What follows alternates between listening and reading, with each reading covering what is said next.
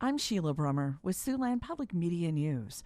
Around 100 people gathered in downtown Sioux City Thursday afternoon to bring awareness to the issue of missing and murdered Indigenous women and relatives.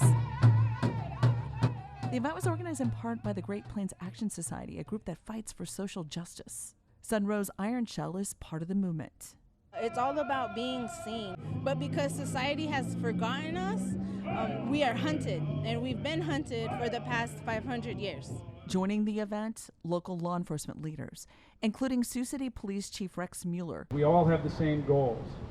We want to find those people who are missing, and we want to bring justice to the families who have lost loved ones, like Terry McCauley. Terry McCauley was murdered in 1983. So far, no arrests have been made in her case. Several in attendance held signs with her image, including her son Nathaniel McCauley of Omaha, who was only a toddler at the time of the killing. It's a beautiful thing, man. I thought I'd never see it. I love it. Love it for everybody. Love it for the community. Love it for me and my family and everybody here. This lady needs justice. Her family needs justice. Retired Police Sergeant Tony Sunclade served in the Detective Bureau during the era of Terry McCauley's murder. Weeks later, I was involved in a case where an individual fired a shotgun into a house where his ex-girlfriend was living. It was the same type of shotgun, same kind of rounds that was used in this, and just one thing led to another, and I started piecing stuff together, and it sounded like, hey, maybe this guy is good for the Terry McCauley homicide.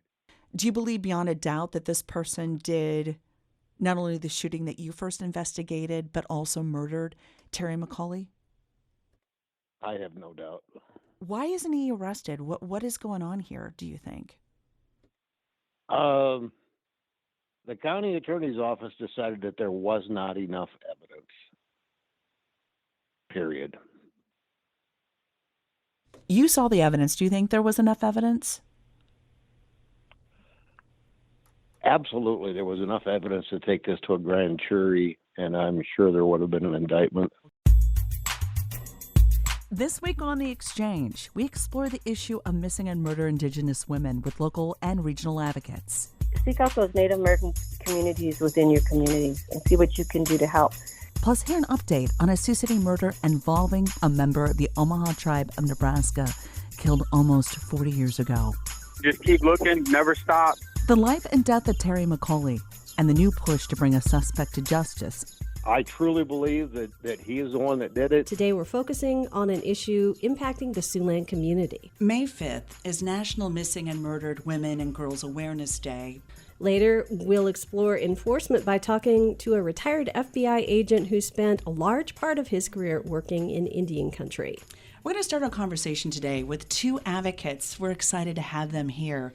And they're both affiliated with the Great Plains Action Society. Tricia Ettringer is Operations and Missing and Murdered Relations Director for the Great Plains Society. Thank you for being here. Also, board member for the Society, Karen Mackey. Thank you for being here. Thank you. I am a Winnebago Shonge Wakikanok, which in English it would translate to queer trans man. Earlier this month, Lemire took to TikTok over concerns a majority of the 9-member Winnebago Tribal Council abused sovereign rights. I ended up making a video about it, and that has garnered 1 million views. And only 4 people on our council defended LGBTQ natives in our tribe. School shootings have been an unfortunate trend in America. You've heard it in the news time and time again. George is on the scene in Florida where another community is in disbelief, shocked by devastating violence. This video showing students in the classroom running for their lives. This time, gunfire aimed at elementary school children. Many remember the assault on Sandy Hook Elementary School in 2012. 26 people died, setting off a national conversation about gun control, a conversation that is still ongoing today. More recently, gunfire broke out at Oxford High School in Michigan, with a student accused of killing 4 teenagers and hurting 7 others. I met up with a local activist for the organization March for Our Lives. My name is Dominic Eastman. I'm a senior, and I am the March for Our Lives Sioux City co-founder. What is March for Our Lives exactly? So March for Our Lives is a student-organized group and we advocate for sensible gun legislation. No more silence and gun violence. few dozen people joined in solidarity on the streets of Sioux City for a March for Our Lives gathering. Dominique Eastman helped co-found the local chapter of the organization founded after the school shooting in Parkland, Florida back in 2018. The recent East High graduate started the Sioux City group back in junior high. It is unfortunate that we have to do stuff like this in order to get people's attention. The Sioux City Bandits reversed course on a plan to give away the same type of rifle used in a recent school shooting. That's not what we stand for. Dave Bernstein of State Steel says his company threatened to pull sponsorship if the team went forward with their promotion during Saturday's game. I'm a supporter of the Constitution and the Second Amendment for sure, but this has nothing to do with that. This is just insensitive to the killings, the tragedy that happened in Uvalde, Texas. The superintendent of Siouxland's largest school district says the tragic school shooting in Texas is unfortunately another in a long list of tragedies. Certainly our hearts go out to those that are impacted, certainly the families, the staff members, all of the other students. My husband called a couple days prior just to make sure everything was set up. There was no space for them. This parent isn't alone. Many took to social media to say they received an email the afternoon before the start of school to say their youngsters were put on a wait list. The biggest thing is just, the lack of communication. We understand the frustrations. Jenna Andrews is program director for Beyond the Bell, who says the program, like other businesses across the country, feels the pinch of short staffing. What did they call it? The Great Resignation that happened, was that last year? We just saw kind of a wave where the workforce is really depleting. You are listening to The Exchange here on Siouxland Public Media. I'm Mary Hartnett, and I'm here with Sheila Brummer. Today we are, I don't know if we should say commemorating the week where the coronavirus pandemic really hit Iowa 2 years ago. Our guest then and today is Siouxland District Health Director Kevin Green. Hello, Kevin. Good morning. Glad to be here. I can't believe it's been 2 years. We had you at the 1 year anniversary. We had you here at the start. We took numerous news conferences that you did with Siouxland District Health. And where have the last 2 years gone? It's just been unbelievable. I have no idea, because we sat down and started talking about kind of a historical perspective 6 months ago, and we were amazed at the amount of information we didn't necessarily have immediate recall for because of the length of time and just the speed that everything moved. But it's 2 years later. I can do more. I can learn more. I can learn to speak more fluently, and I feel so good. I feel confident, with myself. I'm from Guadalajara, Jalisco, Mexico, and I've been here in the United States for like more than 30 years. Sonia, Doreen, and Wilson were saved by members of Siouxland Tanzania Education Medical Ministries, or STEM, who witnessed the aftermath of the crash that killed 35. Kevin Negard was one of the group who jumped into action to save the children called the Miracle Kids. It's so many people saying yes to the opportunity that was happening at that time. The Miracle Kids graduated from high school in Africa last year and arrived in Sioux City to attend Western Iowa Tech Community College in August. They talked to reporters during a news conference at Mercy One Siouxland, where they received treatment for their extensive injuries, which included more than 20 broken bones. So I'm really happy to come here and get the education, but also to meet with the people who helped us. Nobody could think that you can reach this far. And I'm happy to have people who showed me love. The strike of a hammer builds enthusiasm for 11-year-old Kim Wynn and her classmates from Girls Inc. of Sioux City. I never had this toolbox program before, so I'm very excited. This hands-on learning is also new for Kevin Wookman. Morning, ladies. Who usually oversees older students, a majority, 95%, men. What we teach you today are things that will be used throughout your entire life. Wookman leads the Apprentice and Building Trades program at Western Iowa Tech Community College in Sioux City, where part of the instruction takes place. This is something that we don't typically do, but it's really cool because we get to show girls that they can have a place in the trades as well. Trades like carpentry, Put your hand up here and you can pull the trigger a little bit more.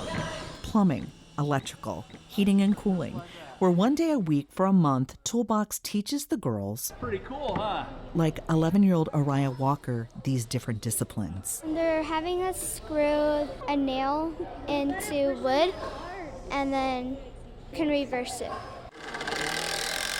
It's kind of hard and your hands get tired after a while, but it's fun.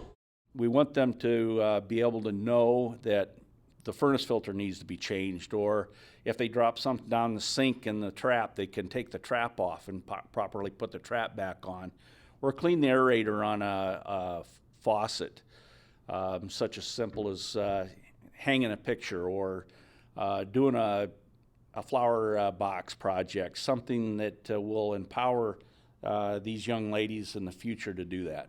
The program is a hit for others as well, including the adults. I'm Sarah Larson, and I work at Girls Inc., and I'm working with the Toolbox program this year. Larson says the lessons match the mindset of the nonprofit organization. Honestly, it's giving them more tools to use and to be stronger and more confident with themselves. And you want to make sure it's flat and hit it with all your might.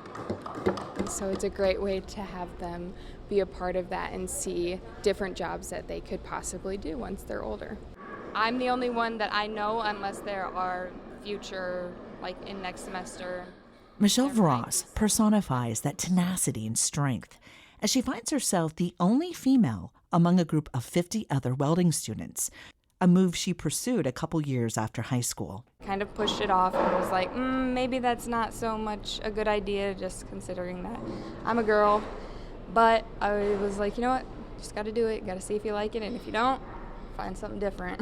And what would be your goal? What would be like something that you would love to do with the welding career? I would like to travel because I know there's very good money to be made in that. Voss, a down-to-earth type of person, shares her story of grit with the girls. So I just kind of was doing my thing for a few years, and then I decided, I need to get my life on track. I need to find a job. I think it's very good. I wish I could have done something like this, because I feel like, it's mainly a man's job. And so I feel like that kind of makes women scared to get out there and try something different. But I think it's good, and it, maybe something like this can stay with them. And this is like, hey, you know what? I want to do this for my job when I grow up. You like to hammer better? Yeah. Even at a young age, both Kim and Araya have an idea of what they want as adults and how this training fits into that blueprint. I want to become an architect when I'm older, so I want a little bit of experience before I go off and head out to my work. I want to be a teacher when I grow up. If the class is learning about engineering and building, then I could teach them. There you go. That's better. As students nail their marks this summer, Nice job. their mentor, Kevin Wookman, believes in this early education. The whole goal is to plant the seed at a younger age and show them that the trades can actually be fun. Fun today, while laying a serious foundation for the future. So we have over 6,000 students, 6,000 coming from over 30 different schools to the Orpheum to experience, many for the first time, a live symphony performance. And it's more than just a kids' concert. It's the Carnegie Hall program is actually an integrated curriculum in the schools. So they study the music and they actually play. They learn to play with the orchestra on their recorders. And play they did.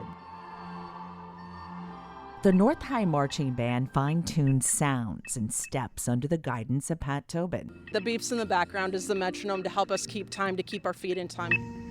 This season brings more than notes and formations for the 97 members of the ensemble. So this theme is Dia de los Muertos, which is Day of the Dead. Grace Hodge is part of the color guard. So we have 3 movements, which means 3 songs, and they're all really pumpy and fun, and our flags are showing the culture in our outfits. And we also have skeleton makeup, which is pretty cool. And sounds of Mexico filled the gymnasium at Irving Dual Language Elementary School on Friday morning. A high school mariachi band from Denison, Iowa performed. along with dancers from the school's La Perla dance troupe. The gathering was all part of Cultural Day for students and staff, including Celia Rojas, who says the celebration allows children to learn more about their backgrounds and others as well. A lot of the kids don't know that that is part of their culture because they've always been here in the States or they don't have mariachi background. I'm Sydney. And I'm Isabel. Reporting Siouxland Public Media weather from the Spalding Park Environmental Sciences Elementary School. Today in Sioux City, expect partly cloudy skies with a high of 31 and a low of 17. The Iowa Great Lakes will have windy days with highs around 20 and lows around 10. Dave retired at the end of 2018 after almost 30 years as news director at KCCI in Des Moines. Dave, thank you for saying yes to doing this interview. I'm not really used to interviewing you. I've done, hundreds of interviews. This is the first where I've talked to a former boss.